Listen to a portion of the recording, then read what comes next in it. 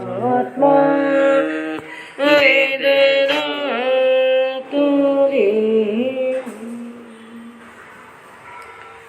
अहिंसा के अग्रदूत, त्रयकाल दृष्टा, भवी जीवों के तारनहार, शासनेश प्रभु श्रमण भगवान महावीर स्वामी के चरणों में कोटि कोटि वंदन।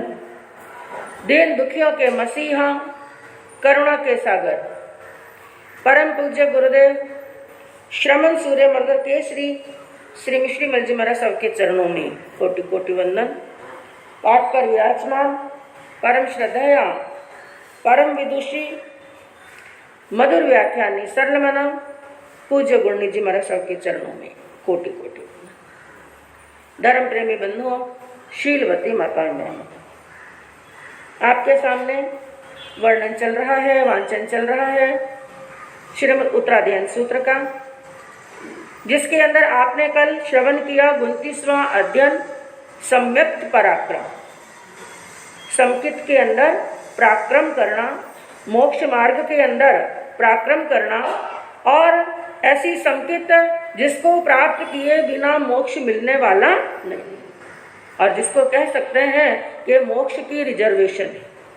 एक बार आत्मा ने संकित का स्पर्श कर लिया तो निश्चित रूप में वो आत्मा संसार को छोड़ करके जन्म मरण के चक्कर से रहित होकर के ऐसे अक्षय और शाश्वत स्थान निर्वाण को, मोक्ष को अवश्य ही प्राप्त करे। और उसके बाद में अगला अध्ययन है 30वां, जिसका नाम है तपो मार्ग गति। क्या नाम है? तपो मार्ग गति। जैसे इसी प्रकार के 3 शब्द आए थे 28वां अध्ययन, जिसका नाम क्या था? मोक्ष मार्ग गति। क्या नाम था? मोक्ष मार्ग गति। तो मोक्ष मार्ग गति के अंदर आपने जाना कि मोक्ष में जाने वाले मार्ग कौन से हैं, और उन मार्गों के अंदर हमें गमन यानी गति किस प्रकार से करनी है। उसी प्रकार तपो मार्ग गति के अंदर ये 3 शब्द हैं। 3 शब्दों का अर्थ बताते हुए सबसे पहला है तपो, तपो यानी तप, और दूसरा शब्द आया मार्ग, यानी तप का मार्ग कौन कौन सा है, और तीसरा है गति। तो पहले तो तप, मार्ग, और मार्ग के अंदर गति कैसे करनी, गमन कैसे करना। तो पहले तो तप कौन कौन से हैं, तप के मार्ग कौन कौन से हैं, और फिर उसके ऊपर गमन किस प्रकार से करना है। कुल मिलाकर के हम यह कह सकते हैं जो 28वां अध्ययन आया उसके अंदर यूं तो मुख्य रूप से चारों ही मार्ग जो मोक्ष के बताए गए हैं, ज्ञान, दर्शन, चारित्र और तप। तो ये 4 मार्ग बताए गए, जिनके अंदर जो ज्ञान, दर्शन, चारित्र है उसके तो कई भेद प्रभेद बताए गए थे, लेकिन जो तप है उसका मात्र नाम बताए गए। क्या बताए गए थे? नाम। लेकिन इस अध्ययन के अंदर तप के कई प्रकार के भेद और कई प्रकार के प्रभेद बताए गए, लेकिन हम ज्यादा गहराई के अंदर नहीं जाएंगे, क्योंकि बंधु भगवान का ये ज्ञान एक ऐसा ज्ञान है, इसकी गहराई में जब जाते हैं ना तो कितना भी गहराई के अंदर चले हैं, बड़ा गहरा ज्ञान है। लेकिन हमें जितना समझ में आ सके उतना ही समझने का प्रयास करेंगे। बाकी इस अध्ययन के अंदर तप के कई प्रकार के भेद और प्रभेद बताए गए, लेकिन हम मुख्य जो भेद कक्षा के आते हैं उनके बारे में चर्चा करेंगे, जिसके अंदर क्या बताया गया कि यूं मुख्य मोक्ष प्राप्ति के 2 आधार बताए। मार्ग तो 4 बताए हैं, लेकिन मोक्ष प्राप्ति के आधार मुख्य कितने बताए गए हैं? 2। कौन कौन सा बताया? एक तो बताया गया कि जो नए कर्म आत्मा के अंदर प्रवेश कर रहे हैं ना, उनको रोकना। क्या करना? आप समझने का प्रयास करना। इस बात को गहराई से ध्यान से समझेंगे तो जरूर समझ में आएगा। सबसे पहली बात, हमारी आत्मा संसार के अंदर भटक रही है, संसार में घूम रही है, चक्रव्यूह के अंदर फंसी हुई है। मुख्य कारण क्या है? आत्मा के साथ में क्या लगे हुए हैं? कर्म लगे हुए। ये तो बात निश्चित है, ये बात कई बार जान ली, कई बार समझ ली। आत्मा, क्योंकि ये एक लॉजिक है, एक के बाद में दूसरी बात जुड़ी हुई है। आत्मा संसार के अंदर भटक रही है, संसार में भ्रमण कर रही है। मुख्य कारण क्या है? आत्मा के ऊपर क्या लगे हुए हैं? कर्म लगे हुए हैं। और जिस दिन यह कर्म आत्मा से अलग हो जाएंगे तो आत्मा कहाँ चली जाएगी? मोक्ष में। अब बात चली कर्मों की, तो क्या बताया, मोक्ष प्राप्ति के दो आधार बताए गए। कौन से? एक तो जो नए कर्म आत्मा में प्रवेश कर रहे हैं उन कर्मों को क्या कर देना, रोक देना। और रोकने के बाद में जब कर्मों को रोका, उसके पहले भी कर्म आए हुए थे। जैसे आपको एक दृष्टांत बताया था कि एक मकान की दीवारों के अंदर जगह जगह पर छिद्र हो गए हैं और उन छिद्रों से पानी क्या कर रहा है, हाँ, पानी प्रवेश कर रहा है। तो एक समझदार व्यक्ति क्या करेगा, सबसे पहले छिद्रों को बंद करेगा और छिद्रों को बंद कर दिया तो नया पानी आना, प्रवेश होना क्या हो गया, बंद।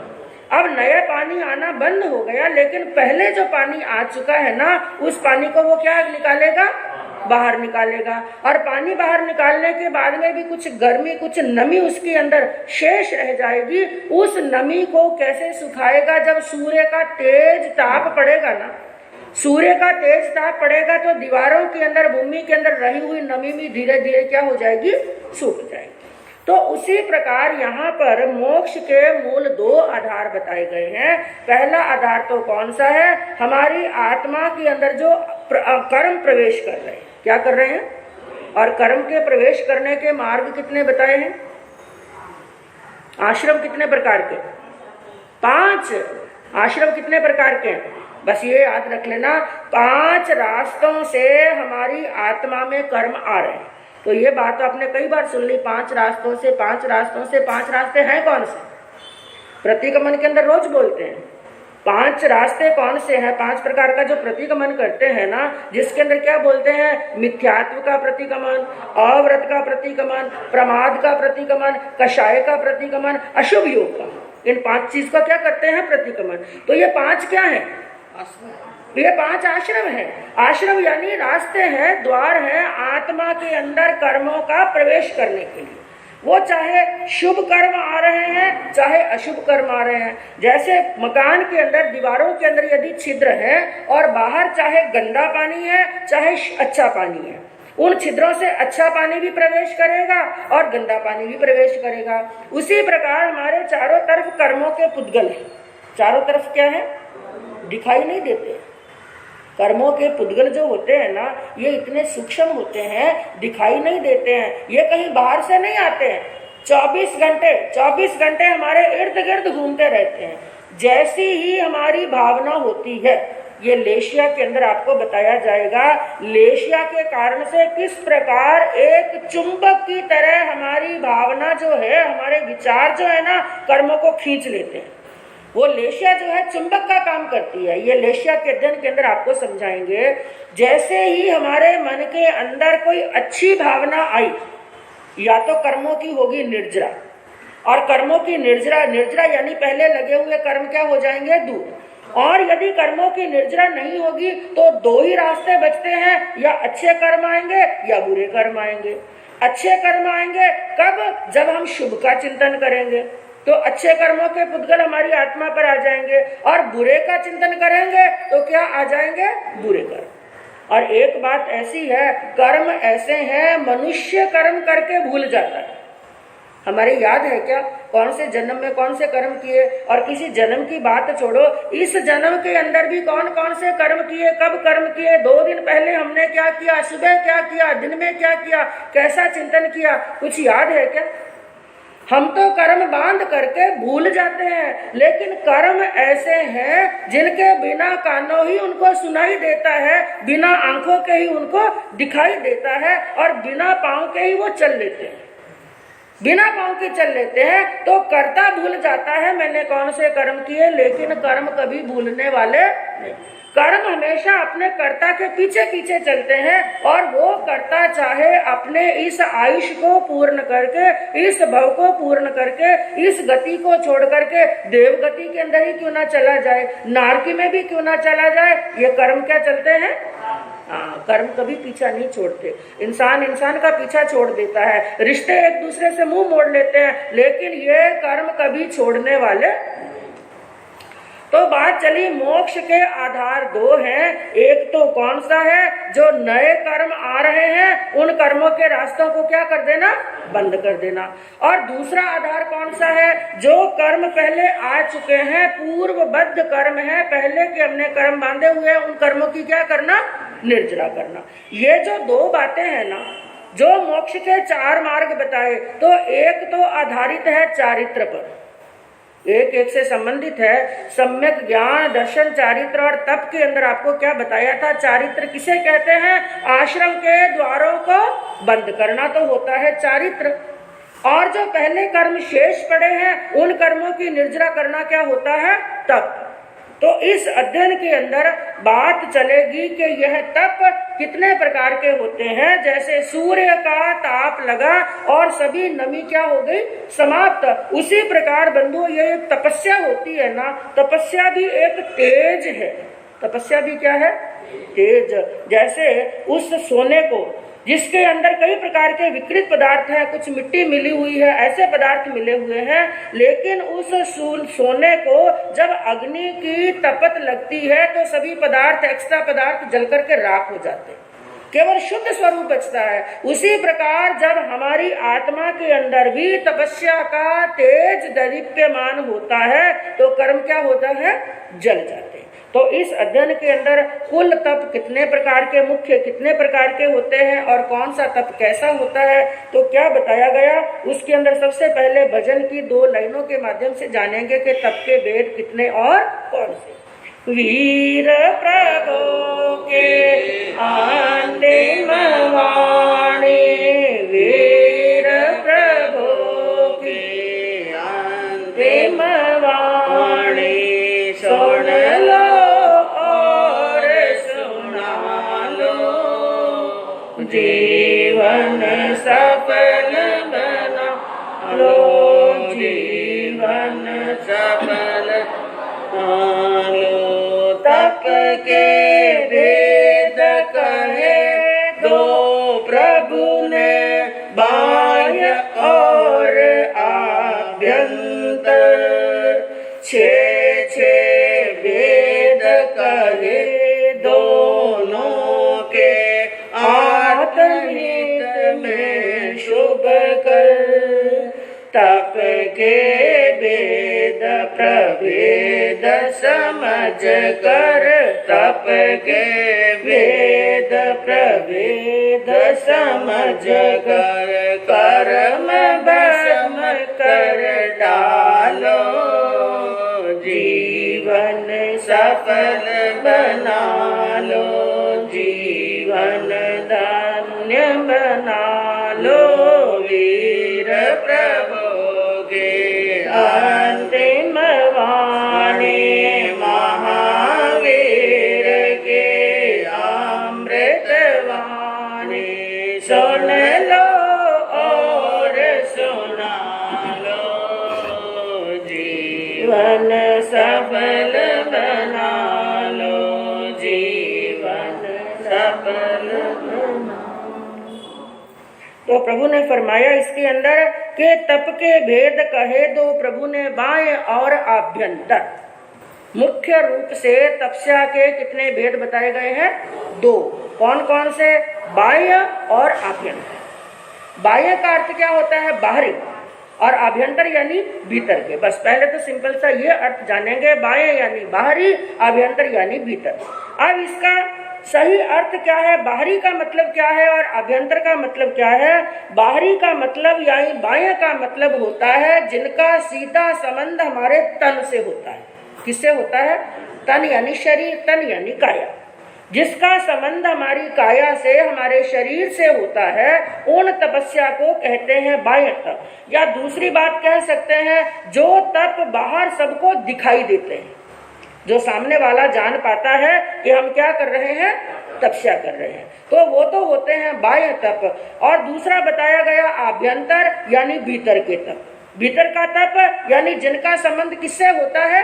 आत्मा से होता है, जो किसी को दिखाने के लिए नहीं होते हैं। क्योंकि बाह्य तप के अंदर तो कई बार क्या होता है, मनुष्य अपने यश के लिए, अपनी कीर्ति के लिए, अपने नाम के लिए कि दुनिया मुझे क्या कहे, ये क्या है? हाँ, तपस्वी। क्योंकि बंधुओं हम अच्छा कार्य करते करते भी उसके अंदर कई प्रकार की विकृतियां ले आते हैं। तपस्या होती है कर्म निर्जरा के लिए, लेकिन कई बार तपस्वी के मन के अंदर मान सम्मान यश कीर्ति और ख्याति की भावना आ जाती है, और कई बार तो तपस्वी के मन के अंदर अहम का भाव आ जाता है। और यहाँ पर एक बात बताएं बंधुओं, जो भी भाई बहन तपस्या कर रहे हैं, साधना कर रहे हैं, या जिनसे नहीं हो रही है, वो भी पहले तो भावना भाई कि हम तपस्या करें। और चाहे आप छोटा सा भी तप करें, क्योंकि तप कभी छोटा नहीं होता है, साधना कभी छोटी नहीं होती है, सब बड़ी होती है। चाहे छोटा से छोटा व्रत करें, बड़ा से बड़ा करें, कैसी भी तपस्या करें, पहले तो मन के अंदर ये भावना भाए कि हे प्रभु, मेरे मन के अंदर तपस्या करते समय किसी प्रकार का अहम का भाव नहीं आए। कौन सा भाव नहीं आए? अहम का भाव नहीं आए कि देखो मैं तो 2-2 दिन 3 दिन आराम से तपस्या कर लेता हूँ। क्योंकि बंधुओं, जब तक अंतराय कर्म का क्षयक्षम नहीं होगा, तब से तपस्या भी नहीं होगी। तो ये अंतराय कर्म का क्षयक्षम है, आराम से तपस्या हो रही है, तो पहले तो भावना ये भाई के हे भगवान, मैं कभी भी अहंकार के भाव मेरे भीतर में नहीं है। और दूसरी भावना भगवान के सामने ये भाई के हे प्रभु, तपस्या करते समय मेरे यश की, मेरे ख्याति की, मेरे नाम की, मेरे यशोगाथा की वृद्धि हो, ऐसी भावना भी नहीं आए। मात्र एक ही भावना भाना, मैं तपस्या कर रहा हूँ कि मेरे पूर्वबद्ध कर्म है। मेरे क्या है? पूर्वबद्ध। मेरी आत्मा कर्मों से आवेष्टित हो गई है, प्रवेष्टित हो गई। इस बात को भी समझना, हमारी जो आत्मा है ना, कर्मों से क्या हुई है? आवेष्टित प्रवेष्टित। कर्म केवल आत्मा पर चिपके हुए नहीं है, आत्मा पर लगे हुए नहीं है। उन कर्मों ने कई जन्मों के अंदर हमारी आत्मा को ऐसे घेर रखा है, जिसके लिए भगवान ने क्या शब्द दिए हैं? आवेष्टित और प्रवेष्टित। किसे कहते हैं आवेष्टित और किसे कहते हैं प्रवेष्टित? जैसे खूब बड़ा सारा लंबा डोरा है और धागा है लंबा, अब उसको एक गट्टे के रूप में बनाना है। इस बात को ध्यान से समझना, खूब लंबा डोरा है और क्या बनाना है? गट्टे के रूप में बनाना है। तो गट्टे के रूप में बनाने के लिए क्या करेंगे? या तो कुछ छोटा मोटा अट्टा लेंगे, या कोई लकड़ी का टुकड़ा लेंगे, या न्यूज़पेपर को फोल्ड करके उसको टाइट बना करके उस पर क्या पलेटेंगे? हाँ, डोरा पलेटेंगे ना। अब डोरा पलेट रहे हैं, थोड़ा पलेटने के बाद में हम क्या सोचेंगे? डोरा कहीं उधड़ नहीं जाए, खुल नहीं जाए, इसलिए उसको थोड़ा आधा टेढ़ा पलेटेंगे, फिर और आधा टेढ़ा पलेटेंगे, और इस प्रकार से घुमा घुमा करके डोरे को चारों तरफ से उस गट्टे को इतना बड़ा कर देंगे। कर दिया। अब करने के बाद में जो बीच में लकड़ी का टुकड़ा डाला था या अट्टा डाला था, वो दिखाई दे रहा है क्या? नहीं, वो दड़ी हो गई, वो केवल डोरा ही डोरा दिखाई दे रहा है। उसी प्रकार जैसे उस धागे ने उस लकड़ी के टुकड़े को अपने चारों तरफ छुपा लिया, उसी प्रकार हमारी एक आत्मा के एक एक प्रदेश के ऊपर इतने कर्म लगे हुए हैं। कोई 1-2 कर्म नहीं है, एक एक प्रदेश के ऊपर कितने कर्म लगे हुए हैं? अनंत कर्मों के पुद्गल लगे हुए हैं। जैसे उस धागे ने पूरे लकड़ी के टुकड़े को ढक रखा है, उसी प्रकार कर्मों के पुद्गलों ने हमारी आत्मा के प्रदेश को, एक एक प्रदेश को ढक रखा, और इस प्रकार आवेष्टित प्रवेष्टित हो गए हैं। तो उस समय क्या भावना भानी? हे भगवान, मैं जो तपस्या कर रहा हूँ, मुझे जो तपस्या करने का सामर्थ्य, जो सक्षमता मुझे प्राप्त हुई है, ये तपस्या का लक्ष्य मेरा केवल एक ही होना चाहिए कि जिन कर्मों ने मेरी आत्मा को आवेष्टित प्रवेष्टित कर रखा है, आत्म प्रदेश कर्मों के अंदर छिप गए हैं, उन कर्मों की मैं क्या कर दूं? निर्जरा कर दूं। और ऐसी भावना लेकर के बंधु हम तपस्या करते हैं ना, तो जो कर्म हमारे कई जन्मों में टूटने वाले थे, वो कुछ मिनटों के अंदर, कुछ सेकंडों के अंदर टूट जाते हैं। और जब आ जाती है कोई इहलौकिक भावना, परलौकिक भावना, यहाँ के सुख प्राप्त करने की भावना, वहां के सुख प्राप्त करने की भावना, जिसको कहते हैं निदान। क्या कहते हैं? याद रखना एक बात को, चाहे उपवास करो, बेला करो, तेला करो, वर्षी तप करो, मांस खामन, कैसी भी तपस्या करो, कभी भी माला फेरो, कभी भी स्वाध्याय करो, उसके अंदर कुछ भी सांसारिक वस्तु प्राप्त करने की इच्छा मत करना। यदि इच्छा कर ली ना, उसके पीछे हमारी इच्छा हो गई, कुछ हमने मांग लिया, तो समझ लेना हम अपनी तपस्या को नीलाम कर रहे हैं। क्या कर रहे हैं? कई बार नीलामी होती है ना, किसी व्यक्ति को घाटा लग जाता है, उसका घर बार सब क्या होता है? नीलाम। और नीलामी के अंदर क्या होती है? करोड़ों की वस्तु लाखों में चली जाती है। उसी प्रकार जिस तपस्या से ना जाने हमें क्या प्राप्त होने वाला था, लेकिन हमने मांग लिया, और मांगने से जो लाख मिलने वाला था वो सहस्त्र के अंदर और सैकड़ों के अंदर ही रुक जाता है। तो बात चल रही है तपस्या केवल कर्म निर्जरा के लिए होनी चाहिए, जिसके लिए भगवान ने फरमाया तप के 2 भेद हैं, बाह्य और आभ्यंतर, और 6 भेद कहे दोनों के। और आभ्यंतर के भी 6 भेद और बाह्य के भी 6 भेद, और आत्महित में शुभ कर, जो 6 भेद हैं आत्मा का हित करने वाले हैं। तप के भेद प्रभेद समझकर, पहले साधक को क्या चाहिए? तप के भेदों को समझना और प्रभेदों को समझना, जानने के बाद में उनको अंगीकार करना, और अंगीकार करके कर्म भस्म कर डालो। जिन कर्मों ने हमें संसार में दुखी कर रखा है ना, इन कर्मों को तपस्या के द्वारा क्या कर दो? हाँ, ये तपस्या से ही भस्म होंगे। यही सम्यक पुरुषार्थ है। तो इसके अंदर क्या कहा गया? और बंधु, तपस्या को ज्ञानियों ने कहा कि तपस्या एक दिव्य रसायन के समान है। किसके समान है? दिव्य रसायन के समान है, जो ऐसी शक्ति देती है और ऐसी हमारी आत्मा के अंदर ताकत पैदा करती है। क्योंकि तपस्या में भी रस आता है। जो तपस्या में डूब जाता है ना, तपस्या में भी क्या आता है? हाँ, रस आता है। कैसा रस आता है? एक व्यक्ति क्योंकि जब अपने दिल की गहराइयों से तपस्या वो करता है ना, 5 दिन हो गए जो अन्न के पास में नहीं गया, 10 दिन हो गए जिसने एक ग्रास भी ग्रहण नहीं किया, और मांस कामन करने वाले को कितने दिन हो गए? 30 दिन हो गए। 30 दिन हो गए जिसने अन्न पानी ग्रहण नहीं किया। और जब उनके तपस्या का पूर्ण होता है, घर के अंदर मेहमान आते हैं और तरह तरह के क्या बनते हैं? हाँ, लोग तो पकवान खा रहे हैं, लोग तो खाकर के खुश हो रहे हैं, लेकिन तपस्वी किसमें खुश हो रहा है? तपस्या में खुश हो रहा है। अब चिंतन करो, ये क्या है? ये एक रस है। तपस्या में भी उसको क्या आ रहा है? हाँ, और निर्जरा तभी होगी, कर्मों की निर्जरा तभी होगी जब तपस्या में क्या आएगा? रस आएगा। मजबूरी से की हुई तपस्या में वहां पर कर्मों की निर्जरा नहीं होती है। तो तपस्या एक औषधि के समान है। तपस्या किसके समान है? हाँ, जैसे आपने पूज्य श्री गणेशी लाल जी महाराज साहब का वर्णन सुना होगा, आएगी गणेशी लाल जी महाराज साहब की जन्म जयंती भी तो आपको बताएंगे। उनका मेन जोर किस पर था? तपस्या के ऊपर। बड़े बड़े कुष्ठी लोग भी आते, जिनके शरीर के अंदर असाध्य रोग होते, महारोग होते, जब उन पुण्यवान आत्मा के सामने उपस्थित होते तो उनका एक ही होता, भाई टेला कर ले। क्या कर ले?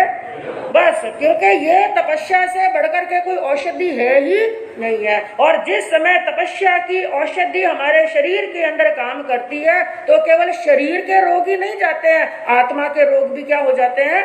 दूर हो जाते हैं। तो एक है बाह्य तप, एक है आभ्यंतर तप। लेकिन आभ्यंतर तप तक पहुंचने के लिए क्या चाहिए? बाह्य तप। आभ्यंतर तप तक पहुंचना है तो पहले क्या चाहिए?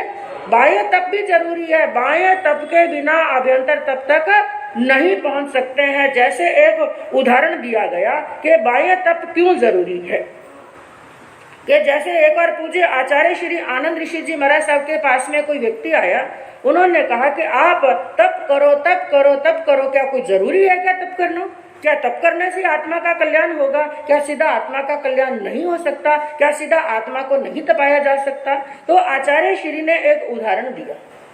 लक्ष्य तो आत्मा को तपाना ही है, लेकिन शरीर को तपाना भी जरूरी। क्यों?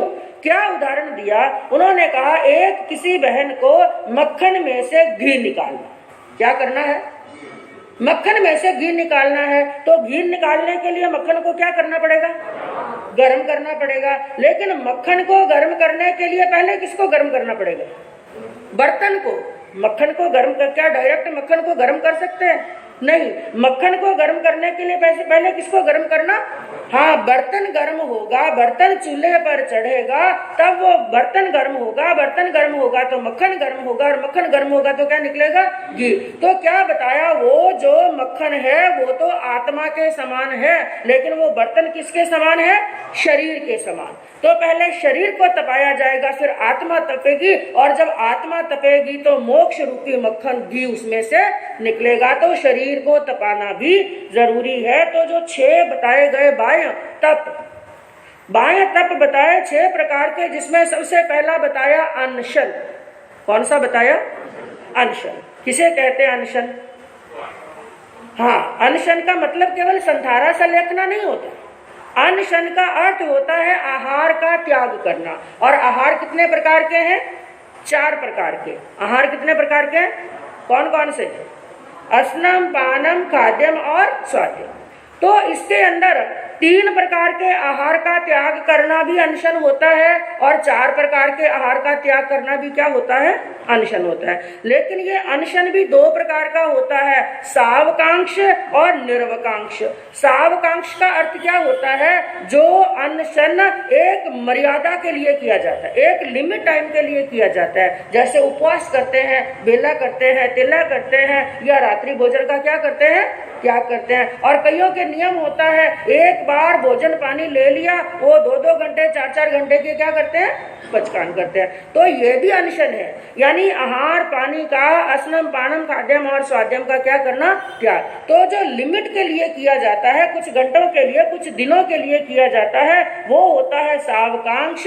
और एक होता है जीवन पर्यंत के लिए अनशन कर लेना, उसको क्या कहते हैं? संधारा और सलेखना। तो संधारा सलेखना भी तिविहार भी होता है और चौविहार भी होता है। तो अनशन करना, मान लो बंधुओं, यदि उपवास बेला तेला नहीं हो तो भगवान ने तो क्या फरमाया? खाते पीते भी तपस्या कर सकते हैं।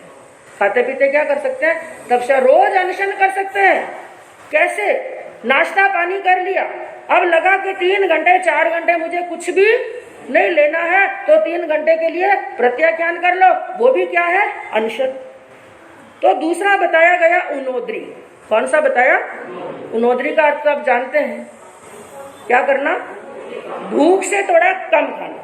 ये सुनने में बड़ा आसान लगता है कि ये क्या मुश्किल, आराम से कर सकते हैं, करके देखो। हाँ, मैं को मनपसंद भोजन हो, मनपसंद जो अपने टेस्ट का भोजन सामने, यार भूख जोरदार लगी हुई है, और उस समय आपको भूख है 4 रोटी की, 3 रोटी खाई, और उस समय कोई कहे कि बस अब बंद कर दो, उस समय क्या कर लो? होगा क्या? और कई बार तो कम खाना तो दूर की बात, खाते खाते शेर की हांडी में सवार थे, थोड़ा और खा ले, थोड़ा और खा लेते। लेकिन यहाँ पर भगवान ने बताया कि उनोद्री तप करने से तन भी स्वस्थ रहता है, मन भी स्वस्थ रहता है, और आत्मा भी क्या रहती है? हाँ, स्वस्थ। खाते पीते मोक्ष में जाओ। उनोद्री तप यही कहता है। लेकिन यहाँ पर उनोद्री का संबंध केवल आहार से ही नहीं है, केवल आहार को ही कम नहीं करना, साथ में अपनी कषायों को भी क्या करना? हाँ, बुरी तो यही है, दुख यही देती है, कषायों को भी कम करना। और तीसरा बताया गया है बाह्य तप भिक्षाचर्या। कौन सा बताया? भिक्षाचर्या, यानी गोचरी। क्या करना? गोचरी लेकर के आते हैं ना, इसको भी भगवान ने तप बताया है। क्योंकि बंधुओं, गोचरी लाना भी कोई सहज नहीं है, और भगवान का नियम सबके लिए एक जैसा। चाहे भगवान के पास में चक्रवर्ती दीक्षा ले, और चाहे बलदेव दीक्षा ले, चाहे मांडलिक राजा ले, चाहे धनवान सेठ सेनापति साहूकार दीक्षा ले, और चाहे निर्धन व्यक्ति दीक्षा ले, भगवान का रूल सबके लिए एक जैसा है कि दीक्षा लेते ही क्या जाना? गोचरी के लिए। इसका कारण क्या है? इसके पीछे भगवान का मुख्य सिद्धांत ये है कि जब गोचरी के लिए जाते हैं ना, तो सबसे पहले गोचरी जाने वाले को अपने अहंकार को नीचे रखना पड़ता है। सामने जाकर के पात्र रखते हैं, किसी से कुछ मांगते हैं, तो सबसे पहले जो अपना अहम है ना, अपना जो मान है, अपना घमंड है, उस घमंड को क्या रखना पड़ता है? नीचे रखना पड़ता है। जब तक अहंकार नीचे नहीं पड़ेगा, तब तक वो किसी के सामने जाकर भिक्षा नहीं मांग सकता। तो भिक्षा का ये नियम। और दूसरा, भिक्षा को तप क्यों बताया? भिक्षा के अंदर साधु को कभी लूखा मिलता है तो कभी सूखा मिलता है, कभी ठंडा मिलता है, कभी बासी मिलता है, कभी आदर सहित मिलता है, कभी आदर से रहित भी मिलता है। कई प्रकार के परिचय सहन करने पड़ते हैं और इसको एक कहते हैं गोचरी और दूसरा कहते हैं मधुकरी। गोचरी भी कहते हैं, साधु की भिक्षा को भिक्षा भी कहा जाता है, गोचरी भी कहते हैं और क्या कहते हैं मधुकरी। गोचरी क्यों कहते हैं? एक गाय होती है ना, एक गाय होती है, वो चरती है, जगह जगह जाती है, यहाँ से थोड़ा सा लिया फिर आगे गई, फिर थोड़ा सा वहां से लिया फिर आगे गई। उसी प्रकार साधु के लिए नियम बताया। ऐसे नहीं है कि एक घर के अंदर गए, वहां पर फुल आहार बना हुआ है और 3-4 ढाने की गोचरी एक ही घर से ली, नहीं। इस प्रकार से लेना, इतना इतना थोड़ा थोड़ा भोजन लेना कि गृहस्थ के लिए जो भोजन बना हुआ है उनको वापिस वो भोजन नहीं बनाना पड़े, किसी प्रकार का कष्ट ना हो। और मधुकरी भी कहते हैं, एक होता है मधुकर, तो जिसको भंवरा कहते हैं। एक भंवरा फूलों पर जाता है लेकिन उनका रस लेता है, कैसे? थोड़ा थोड़ा। फूल को कोई कष्ट नहीं होता। इसी प्रकार साधु को थोड़ा थोड़ा ग्रहण करना चाहिए। और भिक्षा को भी बहुत बड़ा तप बताया गया है। और चौथा बताया गया है रस परित्याग। क्या बताया गया? हाँ, रस परित्याग, अपने रसों का त्याग करना, स्वाद का त्याग करना। हमें भोजन करना केवल पेट भरने के लिए। किस लिए करना? पेट भरने के लिए भोजन करना। और आपने अंतगढ़ सूत्र के अंदर जब अर्जुन अणगार का वर्णन आया था, उसके अंदर यदि आपको याद हो तो एक बात आई थी कि वो भिक्षा लेकर के आते हैं, उस समय उनको यदि भोजन मिलता है तो पानी नहीं मिलता, और पानी मिलता है तो भोजन नहीं मिलता। लेकिन जैसा भी लूखा सूखा आहार उनको मिलता है, भगवान की आज्ञा लेकर के वो गोचरी करने के लिए बैठ जाते हैं। लेकिन गोचरी कैसे करते हैं? जैसे एक सांप बिल में प्रवेश करता है। कैसे करता है? एकदम सीधा, ना इधर स्पर्श करता है ना उधर स्पर्श करता है। इसी प्रकार साधु को गोचरी ग्रहण करनी चाहिए, यानी किसी प्रकार का रस नहीं लेना चाहिए। लेकिन ये बात केवल साधु के लिए नहीं, गृहस्थ के लिए भी बताई गई कि रसों का क्या करना? त्याग। यानी ज्यादा नहीं कर सको तो कम से कम इतना नियम जरूर लेना। आप भोजन करने के लिए घर पर आए, भोजन करने के लिए बैठे, मान लो आज किसी चीज में कोई रस कम है, रस कम है यानी मीठी चीज में मीठा कम है, नमक वाली चीज में नमक कम है, लेकिन भोजन कैसे कर लो? समभाव के। तो आप भोजन करते करते भी क्या कर रहे हैं? तपस्या कर रहे हैं। इसको ही भगवान ने क्या बताया? और 12 तपों के अंदर ऐसा नहीं है कि अनशन को बहुत बड़ा बता दिया और उनोदरी को छोटा बता दिया, काय क्लेश को बड़ा बता दिया या रस परित्याग को छोटा बता दिया।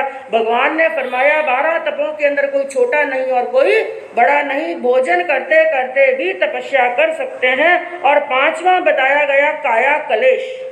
कौन सा तप बताया? काया क्लेश का अर्थ क्या होता है? काया को कष्ट देना। किसको कष्ट देना? हाँ, जैसे अभी अभी उदाहरण आपको बताया कि मक्खन में से घी निकालना है तो मक्खन को गर्म करना पड़ेगा, लेकिन मक्खन को गर्म करने से पहले किसको गर्म करना पड़ेगा? बर्तन को गर्म करना पड़ेगा। उसी प्रकार हमारी आत्मा से कर्मों को रहित करना है तो पहले किसको कष्ट देना पड़ेगा? हाँ, शरीर को, इस काया को कष्ट देना पड़ेगा। और इसके भी कई प्रकार के भेद प्रभेद, कई रूप हैं बंधुओं। काया क्लेश कैसे होता है? जैसे साधु संत लोच करते हैं ना, ये लोच भी क्या है? काया क्लेश के अंदर आता है। और पुराने जमाने के अंदर बड़े बड़े आचार्यों का वर्णन आता था कि वो अतापना लेते थे। आपको यदि याद हो, विजयादशमी के अंदर गुरनी मैया ने आपको पूज्य आचार्य श्री भूधर जी महाराज साहब के जीवन का किस्सा बताया। वो क्या लेते थे? अतापना। अतापना का अर्थ क्या होता है? जब भयंकर गर्मी पड़ती है उस समय वो संत ऐसी तपती हुई बालू रेत के ऊपर जाकर के, जो अग्नि की तरह रेत तप रही है और ऊपर से सूर्य तप रहा है, और ऐसे समय के अंदर एक पतली सी चादर उस भूमि के ऊपर, मिट्टी के ऊपर बिछा करके नग्न लेट जाते। तो ऐसी अग्नि के अंदर लेट जाना। और जब सर्दी का मौसम होता है तो आधी रात के समय के अंदर मात्र चोल पट्टा पहना हुआ है और पतली सी चद्दर शरीर पर ओढ़ी हुई है और वहां पर खुले में जाकर के सर्दी के अंदर क्या लेते हैं, अतापना। और कई प्रकार के ऐसे आसन है, वज्र आसन के अंदर बैठना, शीर्ष आसन के अंदर बैठना और गोदू आसन के अंदर बैठना, उकड़ू आसन के अंदर बैठना। कई प्रकार के आसन ऐसे हैं यानी अपनी काया को क्लेश देना। ऐसा करने से क्या होता है, काया क्लेश करने से क्या होता है, यानी कर्मों को निमंत्रण देना। कर्मों को क्या देना, यानी जो कर्म हमारे कई समय के बाद में उदय में आने वाले थे। जैसे वो आपको उदाहरण बताया आवेष्टित और प्रवेष्टित का। एक डोरा है जो एक लकड़ी के टुकड़े के ऊपर क्या हो गया, आवेष्टित प्रवेष्टित हो गया, और उसको क्या किया, एकदम पकड़ करके डोरे को खींच लिया। क्या किया, अब एकदम डोरे को खींचेंगे तो डोरा क्या हो जाएगा, उधड़ जाएगा। क्या हो जाएगा, उसको उधेड़ना भी बोलते हैं और उसको शास्त्रों की भाषा के अंदर बोलते हैं उदीरना।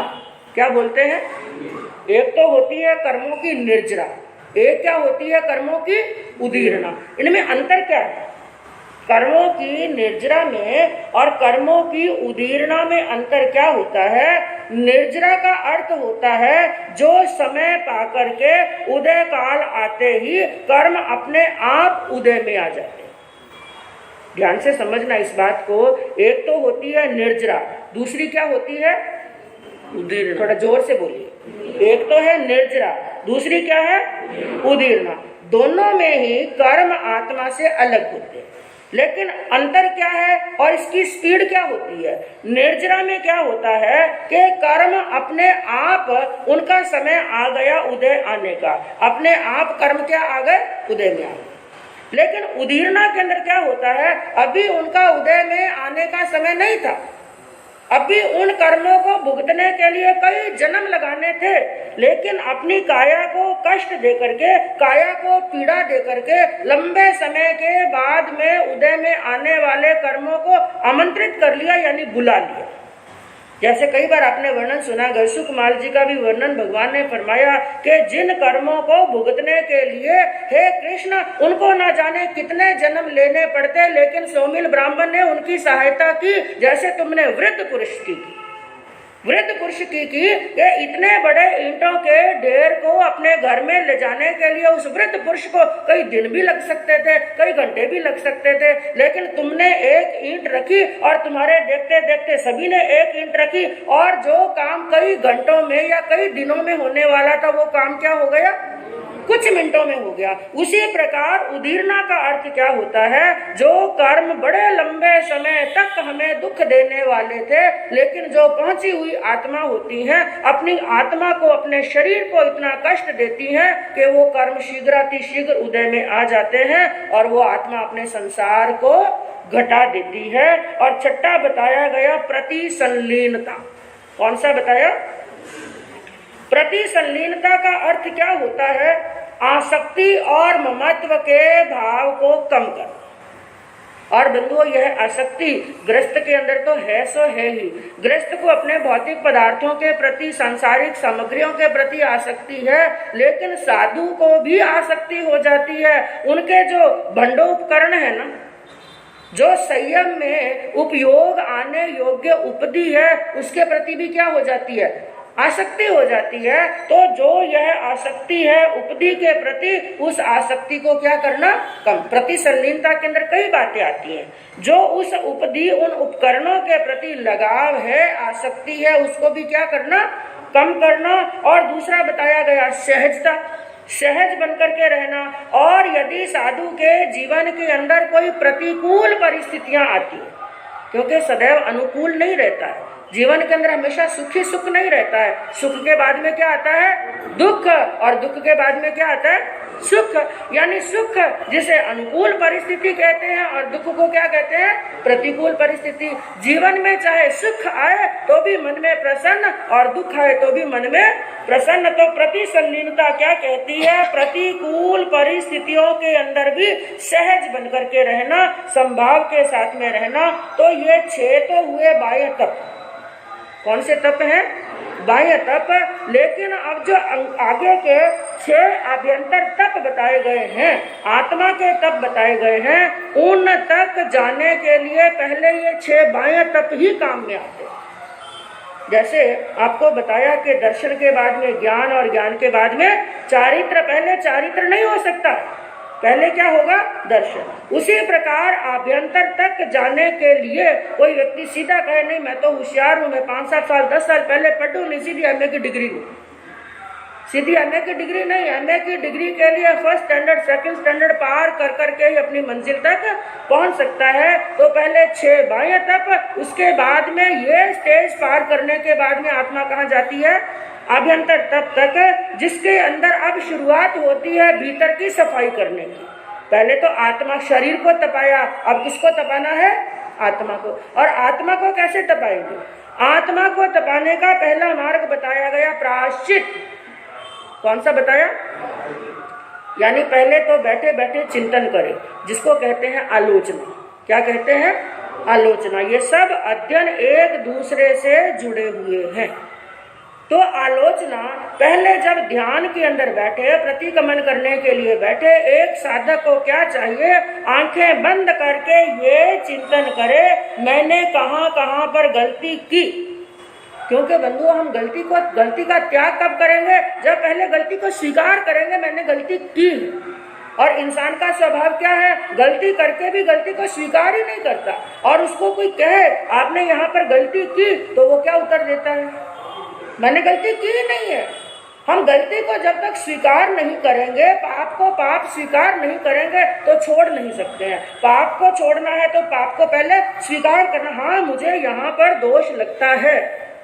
तो पहले गलती को मन के अंदर चिंतन करें, हाँ मैंने यहाँ पर गलती की। और गलती करने के बाद में पहले तो स्व निंदा करे, फिर जाए गुरु के पास में, और गुरु के पास में जाकर कहे गुरुदेव मेरा यहाँ पर मैंने स्खलना की है, मैंने यहाँ पर गलती की है, इसलिए मुझे क्या दो? प्रायश्चित। क्या लेना? प्रायश्चित लेना। और दूसरा बताया गया विनय। क्या बताया गया? विनय। प्रायश्चित कौन लेगा? जो विनयवान हो, और जो विनयवान नहीं है वो प्रायश्चित लेने वाला नहीं है। विनय का अर्थ क्या हुआ? गुरु के सामने झुकना, नम्र बनकर के रहना, सहज बनकर के रहना और सहनशील होना। क्या होना? सहनशील और गुरु के प्रति समर्पण का भाव होना। और यहाँ तक बताया गया इन 12 ही तपों में सबसे बड़ा तप बताया विनय। तो ये विनय तप, उसके बाद में बताया गया अभ्यंतर तप का तीसरा अभ्यंतर तप वयावृत्य। कौन सा बताया? वयावृत्य यानी सेवा करना। वयावृत्य यानी सेवा करना। और थोड़े दिन पहले ही आपने गुरुनी मैया से श्रवण किया था कि सेवा करने वाले को क्या क्या सहन करना पड़ता है। हाँ, क्या क्या सहन करना पड़ता है? उसको गूंगा बहरा सब कुछ बनना पड़ता है, तभी वो सेवा कर सकता है। बाकी सहज में सेवा होने वाली नहीं है। तो वयावृत्त करना, सेवा करना, शुश्रूषा करना। और वयावृत्य कौन करेगा? जो विनयवान होगा। हर बात वहीं पर आ जाती है, जो विनयवान होगा वही सेवा कर सकता है। और चौथा बताया गया स्वाध्याय। क्या बताया गया? स्वाध्याय का अर्थ क्या है? आगमों को पढ़ना। क्या करना? आगमों को पढ़ना। लेकिन यहाँ पर क्या बताया? केवल आगमों को पढ़ना ही स्वाध्याय नहीं है। आगम पढ़ते पढ़ते आगम में खुद को पढ़ना। क्या करना? समझ में आई बात? आगमों को तो पढ़ना, लेकिन आगम पढ़ते पढ़ते किसको पढ़ना? खुद को पढ़ना। खुद को पढ़ने का अर्थ क्या हुआ? जो बात आगम में बताई, भगवान ने फरमाया राग द्वेष नहीं करना, तो उस समय खुद को पढ़ना यानी खुद का चिंतन करना, मैं कितना राग द्वेष कर रहा हूँ। भगवान ने फरमाया आसक्ति नहीं करना, मैं आसक्ति में कितना डूबा हुआ हूँ। इसलिए जब भी इंद्रभूति गौतम का वर्णन आता है, उनके अंदर क्या बताया, उनकी दिनचर्या कैसे बताई। पहले प्रहर में स्वाध्याय करे और दूसरे में क्या करे? ध्यान करे। ध्यान का अर्थ क्या हुआ? जो स्वाध्याय में पढ़ा है उसका चिंतन करे, क्या ये चीज मेरे जीवन में है या नहीं है। तो ये बताया गया स्वाध्याय। और पांचवा बताया गया ध्यान। कौन सा बताया? ध्यान का बताया गया। और ध्यान की गहराई तक पहुंचना यानी स्वाध्याय करते करते फिर चिंतन करना। और ध्यान भी कितने प्रकार के बताए? कौन कौन से? आर्त ध्यान, रौद्र ध्यान, धर्म ध्यान और शुक्ल ध्यान, दो शुभ हैं, दो अशुभ हैं। अशुभ का त्याग करके शुभ का चिंतन करना। और ध्यान के बाद में परिस्थिति आती है कायोत्सर्ग। कौन सी? हाँ, पहले तो करना स्वाध्याय, उसके बाद में करना ध्यान, और ध्यान के अंदर कहाँ चले जाना? कायोत्सर्ग। कायोत्सर्ग का अर्थ क्या होता है? काया प्लस उत्सर्ग, काया का उत्सर्ग कर देना, काया का त्याग कर देना। यानी उस समय ये सोचना कि मेरी काया अलग है और मेरी आत्मा अलग है। लेकिन कायोत्सर्ग तक पहुंचने के लिए पहले 6 प्रकार के बाह्य तप करने पड़ेंगे, उसके बाद में 5 प्रकार के आभ्यंतर तप करने पड़ेंगे, तब जाकर के हमारी आत्मा कायोत्सर्ग तक पहुंचेगी। और कायोत्सर्ग तक पहुंचने के बाद में अंतिम में होगा आत्मा का कल्याण। तो बंधुओं, इसके अंदर यह जो तप के भेद बताए गए हैं, तो इसका लक्ष्य केवल एक ही सारांश, इस अध्ययन का एक ही लाइन के अंदर यदि सारांश लें, हमें यदि सुखी होना है, आत्मा के अंदर आनंद को प्राप्त करना है, तो छोटा मोटा ही सही अपने शरीर के सामर्थ्य को जान करके, पहचान करके छोटा मोटा क्या करना चाहिए? हाँ, तप अंगीकार करना चाहिए। और जब तप आत्मा के अंदर आएगा तो तप के द्वारा देह कंचन बनती है, मन शांत बनता है, आत्मा निर्मल, पावन और पवित्र बन जाती है। और अगला अध्ययन 31वां अध्ययन है चरण विधि। क्या बताया गया? चरण विधि, जिसका अर्थ क्या बताया? विधि का मतलब क्या होता है? तरीका। विधि यानी तरीका। और चरण का अर्थ है चारित्र। चरण का अर्थ क्या है? आपको ये सुनते सुनते ही लगता होगा, कल भी हमारे श्रीमान चंद्र प्रकाश जी साहब बगानी पधारे, उन्होंने कहा बाबूजी ये क्या इतने भेद प्रभेद, इसके इतने भेद हैं, उसके इतने प्रभेद हैं। बात बिल्कुल सही है। वो कहते हैं कि सुनते सुनते कई बार समझ में नहीं आता, याद रहना तो बहुत दूर की बात, याद रहना दूर की बात है। वो सही है बंधुओं, ये भगवान का धर्म इतना गहराई को लिए हुए है ना कि ये तो कुछ भी नहीं है।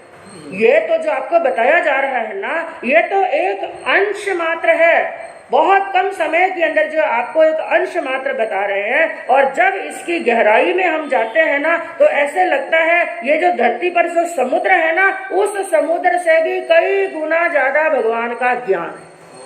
और मान लो इतने गहरे ज्ञान तक नहीं पहुंच सके ना, तो एक ही सारांश ले लेना, 32 आगमों का एक ही सारांश ले लेना। ना किसी से राग करना, ना किसी से द्वेष करना, और किसी भी चीज से लगाव नहीं रखना। क्या नहीं रखना? आप कहेंगे ये तो मुश्किल काम है। सबसे मुश्किल काम क्या है? हाँ, कोई बात नहीं, आता है, लगाव आता है, आसक्ति और राग भाव आते हैं, उस समय एक चिंतन करना। जब ज्यादा किसी से लगाव हो ना, क्या चिंतन करना कि जीव अकेला आया है और अकेला यहाँ से जाना। बस यही सारांश है भगवान के आगमों का। तो इसके अंदर जो चरण विधि के अंदर बताया गया, चारित्र की विधि, एक साधु को, एक साधक को चारित्र का पालन कैसे करना, जिसके अंदर क्या बताया गया है? चारित्र का पालन करते समय सबसे पहले विवेक पूर्वक करना। क्या करना? हर कार्य के अंदर क्या चाहिए? विवेक। वो चाहे साधु है, वो चाहे गृहस्थ है, चाहे वो संसार का कार्य कर रहा है, चाहे धर्म का कार्य कर रहा है, हर कार्य के अंदर क्या होना चाहिए? विवेक। क्योंकि बंधुओं, जो हमारी क्रिया विवेक पूर्ण होगी ना, वही धर्म पूर्ण होगी। और यदि उसके अंदर विवेक नहीं है तो धर्म भी होने वाला नहीं है।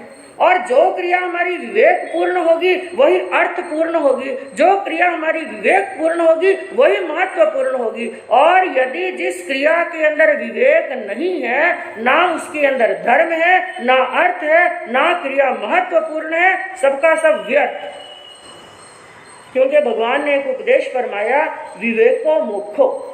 मोक्ष मोक्ष मोक्ष की बातें करते हैं, लेकिन मोक्ष मिलेगा कैसे? विवेक से।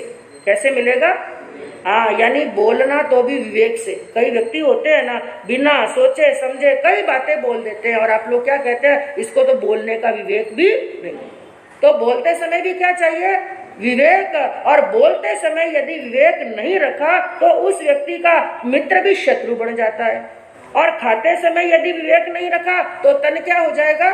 अस्वस्थ हो जाएगा, और चलते समय यदि विवेक नहीं रखा तो चोट लगने की संभावना है और कर्म बंद होने की संभावना है। तो हर कार्य के अंदर क्या चाहिए?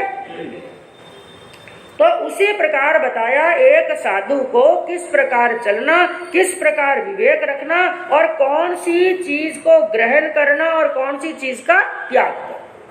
तो 4 लाइनों के अंदर बताया कि संयम धर्म की पालना चारित्र का आधार है। संयम धर्म की पालना चारित्र का आधार है। परित्याग दूषण से ही होता आत्म का उद्धार है। भिक्षु के गुण धार करके, भिक्षु के गुण धार करके आत्म की रक्षा करे, चरण विधि को पाल करके जीव भव सागर तिरे। 4 लाइनें बताई। सबसे पहले क्या कहा? संयम धर्म का पालन करो। एक तो है संयम और एक है असंयम। संयम किसे कहते हैं, असंयम किसे कहते हैं? जिसके अंदर कहा संयम जीवन है। संयम क्या है? जीवन। और असंयम क्या है? जीवन का उल्टा क्या होगा? मृत्यु। संयम है जीवन और असंयम क्या है? मृत्यु। संयम यानी मर्यादा। चाहे बंधुओं वो साधु का जीवन है चाहे गृहस्थ का जीवन है, उसको किस में रहना जरूरी है? हाँ, संयम में रहना।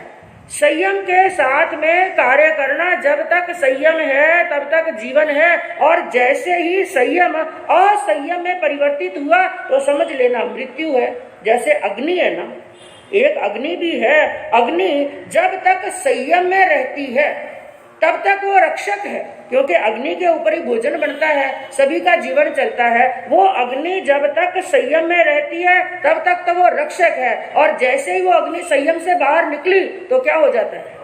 भक्षक हो जाती है, सबसे ज्यादा विध्वंस हो जाती है। कुछ ही क्षणों के अंदर लाखों जीवों के मौत के घाट उतार देती है।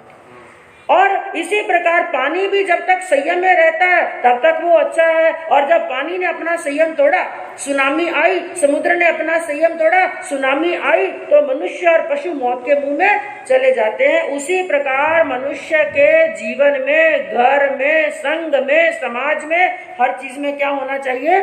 संयम होना चाहिए। तो क्या कहा? असंयम का वर्जन करना, संयम में पग धरना।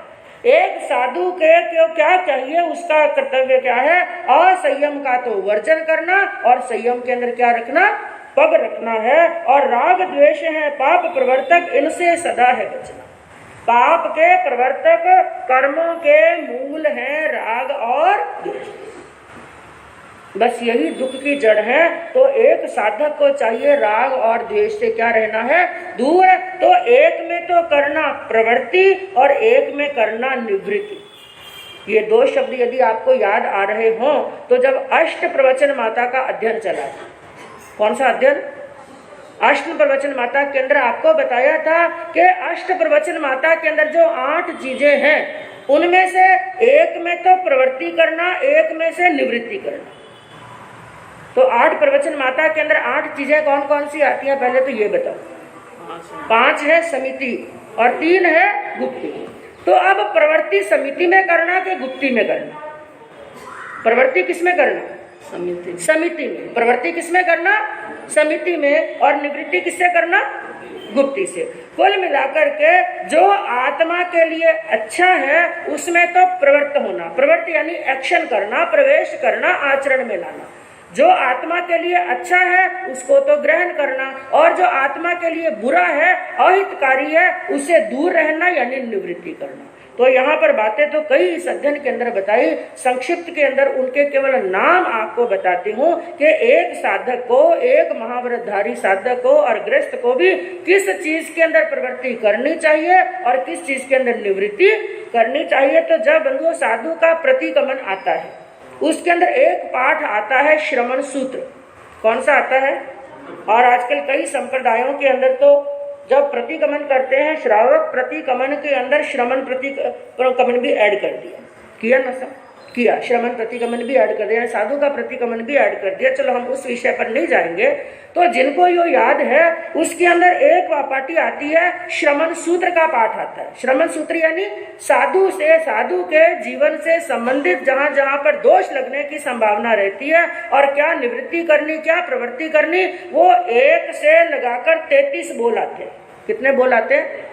1 से 33 बोल आते हैं। उन 1 से 33 बोलों तक कुछ चीजें ऐसी हैं जो उसको ग्रहण करनी चाहिए और कुछ चीजें ऐसी हैं जिन चीजों का क्या करना चाहिए, त्याग करना चाहिए। तो पहले हम जानेंगे निवृत्ति किससे करनी, निवृत्त यानी दूर किससे होना, जिसमें सबसे पहले बताया पढ़िक मामी एक भी असंजमे, यानी एक है असंयम। कौन सा? असंयम। असंयम से क्या रहना, दूर रहना, असंयम से दूर रहना। और दूसरा बताया गया पढ़िक मामी दो ही बंधने हिम, राग बंधने निम, द्वेष बंधने निम। भगवान ने क्या फरमाया, एक साधक को 2 बंधनों से दूर रहना। कितने बंधनों से? बस आत्मा के लिए बंधन 2 ही है। बंधन यानी हम बंधे हुए हैं, और आप क्या कहेंगे, हम तो क्या हैं, खुले हैं। कहाँ बांधा हमें, कोई डोरी में बांधा क्या, पिंजरे में बांधा कहाँ, हम तो स्वतंत्र हैं। हाँ, लेकिन ये ऊपर की आंखों से इन चरम चक्षुओं से देख रहे हैं ना, तो हम खुले दिखाई दे रहे हैं। उन भाव चक्षुओं से देखो, ज्ञान के चक्षुओं से देखो, आप खुले नहीं है। हाँ, बंधे हुए हैं ना, तभी तो 10 बजते ही आपको कोई डोर खींचती है। 10 बजे नहीं, और कईयों को तो 10 से 5 मिनट पहले ही अपना बैठका समेटने लगते हैं, क्योंकि वो पीछे कुछ बंधा हुआ है और वो डोरी आपको खींच रही है। और आप ही नहीं, अभी तक जब तक हम भी संसार के अंदर हैं, हम भी बंधे हुए हैं।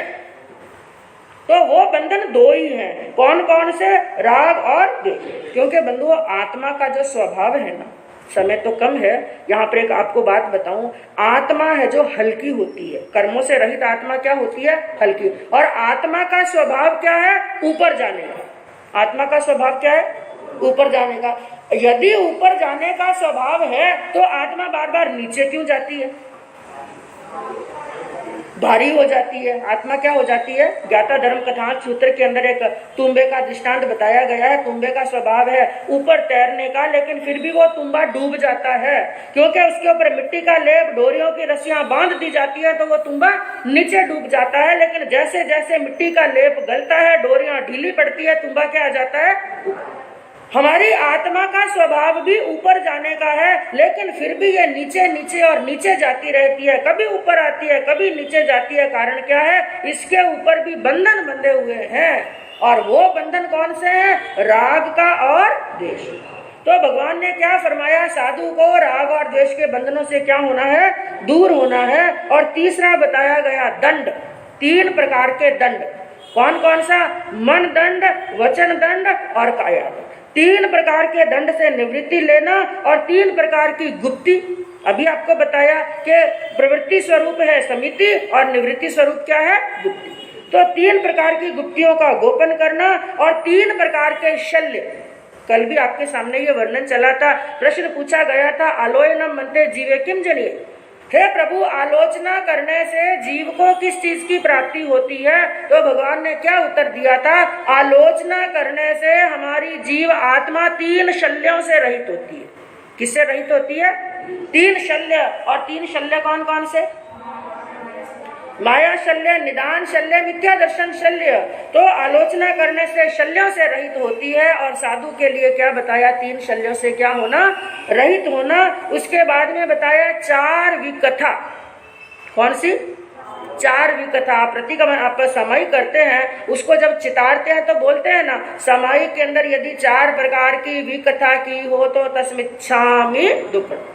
तो विकथा, स्त्री कथा, देश कथा, भात कथा और राज्य कथा। साधु को 4 प्रकार की कथा से दूर रहना, और 4 कषाय से दूर रहना, क्रोध, मान, माया और लोभ। और 2 प्रकार के ध्यान से। अभी ध्यान का बात चली तब के अंदर, तो ध्यान कितने प्रकार के बताए? 4 प्रकार के। उसके अंदर 2 ध्यान होते हैं शुभ, और 2 ध्यान होते हैं अशुभ। तो जो अशुभ होते हैं, आर्त ध्यान और रौद्र ध्यान, उनसे तो करना निवृत्ति, और धर्म ध्यान और शुक्ल ध्यान के अंदर करना प्रवृत्ति। और 4 प्रकार की संज्ञा। 4 प्रकार की क्या होती है? संज्ञा। कौन कौन सी? आहार संज्ञा, भय संज्ञा, मैथुन संज्ञा, परिग्रह। तो 4 प्रकार की संज्ञा से भी साधु को क्या रहना है? दूर रहना है। और 7 प्रकार के बताए गए भय। क्या बताए? हाँ, क्योंकि एक बार ये भी प्रसंग चला था, आपको बताया गया जहाँ पर वैराग्य होता है वहाँ पर भय नहीं, और जहाँ पर भय होता है वहाँ पर वैराग्य नहीं। तो साधु को तो भय की आवश्यकता है ही नहीं। तो 7 प्रकार के भय से दूर रहना, और 8 प्रकार का बताया गया मद। क्या बताया? मद किसे कहते हैं? अहंकार। मद यानी अहंकार, घमंड, मान। और ये मान भी कितने प्रकार का? 8 प्रकार का। यानी ऐश्वर्य का, धन प्राप्त किया तो भी अहंकार, ज्ञान प्राप्त कर लिया तो भी अहंकार, सुंदर स्वरूप प्राप्त कर लिया तो भी अहंकार, ऊंचा कुल हो गया तो भी क्या होता है? अहंकार। तो 8 प्रकार के मद का त्याग करना। और 3 प्रकार की होती है लेशिया। ये लेशिया का अध्ययन आएगा। तो लेशिया कुल होती है 6 प्रकार की, 3 होती है शुभ और 3 होती है अशुभ। तो शुभ में करना प्रवृत्ति और अशुभ से करना निवृत्ति। तो ये तो निवृत्ति की बातें बताई। इन चीजों को साधु को छोड़ना चाहिए और ग्रहण किसको करना? सबसे पहले बताया साधु के गुण कितने बताए? 27। कितने गुण बताए? हाँ, तो उन 27 गुणों के अंदर प्रवृत्ति करना, 5 महाव्रतों के अंदर प्रवृत्ति करना, 5 समितियों के अंदर प्रवृत्ति करना, और 6 काया के जीवों की रक्षा करना, और 9 प्रकार की बताई ब्रह्मचर्य की वाड़। अध्ययन याद आया? हाँ, ब्रह्मचर्य की वाड़ 9 प्रकार की बताई, उनके अंदर प्रवृत्ति करना, 10 प्रकार के यति धर्म के अंदर प्रवृत्ति करना। तो बंधुओं, ऐसे एक नहीं कई प्रकार की बातें बताई। कुल मिलाकर के अंतिम में सारांश एक ही कह सकते हैं, असंयम से दूर रहना और संयम के अंदर प्रवृत्ति करना। और जो आत्मा असंयम से दूर रहती है, संयम के अंदर रहती है, यानी कुछ ना कुछ नियम विधान के अंदर मर्यादा में रहती है, वही आत्मा एक सच्चा साधक और आराधक बन सकती है। और सच्चा साधक आराधक ही अपनी आत्मा को अंतिम लक्ष्य मोक्ष तक पहुंचा सकता है। और ऐसा संयम ही एक साधक को दुष्प्रवृत्तियों से दूर रखता है। किससे दूर रखता है? हाँ, बस आपको केवल एक ही यहाँ पर शिक्षा लेनी है, असंयम से दूर रहना और संयम के अंदर प्रवृत्ति करना, बुरे कार्यों को त्यागना और अच्छे कार्यों के अंदर प्रवृत्ति करना। और जिस दिन हमारे जीवन में से बुरे कार्य निकल जाएंगे, पाप निकल जाएगा, जीवन के अंदर धर्म की आराधना साधना होगी बंधुओं, तो इस भव में पर भव में कल्याण होगा। इसी भावना के साथ में ओम शांति। आगे अगले अध्ययन के अंदर कौन सा वर्णन चलता है, श्रवण करने से मालूम पड़ेगा। तो अब आगमे तिविहे की पाटी का कौशक। आगमे तिविहे पणते तंजहा सुत्तागमे अथागमे तदुभयागमे। इस तरह 3 प्रकार आगम रूप ज्ञान के विषय में जो कोई अतिचार लागू हो तो आलो। जम वैदम वच्चा मेलियम हिनक्षरम अचक्षरम पैनम विनयनम जोगिनम घोषुलम सुट्ठो दिन्नम दुठु परिचयम अकाले कौ सज्जाओ काले ना कौ सज्जाओ असज्जाए सज्जाएम सज्जाए न सज्जाएम भणता गुणता विचारता ज्ञान और ज्ञानवंत पुरुषों की आशातना की हो तो तस्मिच्छा।